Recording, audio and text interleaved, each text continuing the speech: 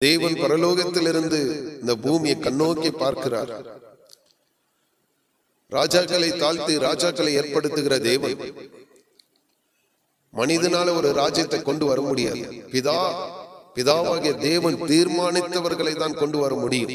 இந்தியாவிலே பிஜேபி ஆட்சி இருக்கிறது என்றால் அது தேவன் தீர்மானித்தது, அதை தடுக்க முடியாது.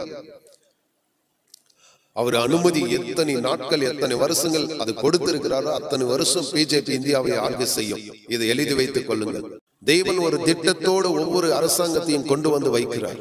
கடந்த நாட்களில் ட்ரம்ப் அவருடைய குறித்த சொப்பனத்தை நான் பார்த்தேன்.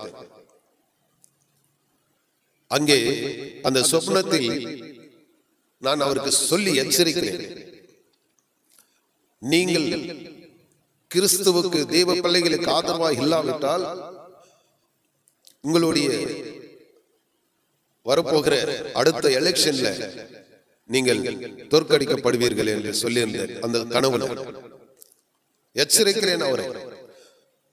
நானும் அவரும் என் கனவிலே சமுதிரத்துக்கு அருகில் நிற்கிறோம். நின்று அவரை எச்சரிக்கிறேன், நீங்கள் உலகத்தில் இருக்கிற அத்தனை கிறிஸ்தவர்களுக்கு ஆதரவாக இல்லாவிட்டால் கர்த்தர் உங்கள் ராஜ்யத்தை தள்ளிவிடுவார் என்று சொன்னேன். அதே போலதான் அவர் அடுத்த எலெக்ஷன்ல தோற்கடிக்கப்பட்டார். மீண்டும் தேவன் ஏன் அவரை கொண்டு வந்தார் என்றால் அவர் மூலமாக சில திட்டங்கள் நிறைவேற இஸ்ரவேலுக்கு அவர் ஆதரவாய் இருக்க வேண்டும். அந்த இஸ்ரேல் நாட்டிலே தேவனுடைய திட்டத்தை நிறைவேற்றக்கூடிய ஒரு நபர் தேவை. அந்த ஆலயம் கட்டுவதற்கு ஒரு நபர் தேவை. அதற்கு தான் மீண்டும் அந்த ட்ரம்பை கொண்டு வந்திருக்கிறார். இந்தியா தேசத்துல பாரத பிரதமர் நம்முடைய மோடிஜி அவர்களை ஏன் தேவன் கொண்டு வந்தார் என்றால் அவர் இஸ்ரேலுக்கு ஆதரவாய் இருக்கிறார்.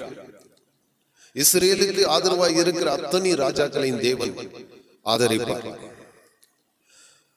ஏன் இதை நான் வெளியரங்கமாய் பேசுகிறேன் என்றால் எனக்கு தேவன் சொன்ன வார்த்தை தான். சங்கீதம் 122:6, எருசலேமின் சமாதானத்துக்காக வேண்டிக் கொள்ளுங்கள், உன்னை சிநேகிக்கிறவர்கள் சுகித்து இருப்பார்கள். உன்னை சிநேகிக்கிறவர்கள் சுகித்து இருப்பார்கள். இதை யாரை குறிக்கிறது என்றால் இஸ்ரேல் தேசத்தை நேசிக்கிற ஒவ்வொரு மனிதனையும் குறிக்கிறது. இஸ்ரேல் தேசத்தை நேசிக்கிற ஆதரிக்கிற எந்த மனிதனாக இருந்தாலும் எந்த ராஜாவாக இருந்தாலும் அவர்களை தேவன் சுகித்து இருக்கும்படி வைப்பார். அல்லேலூயா.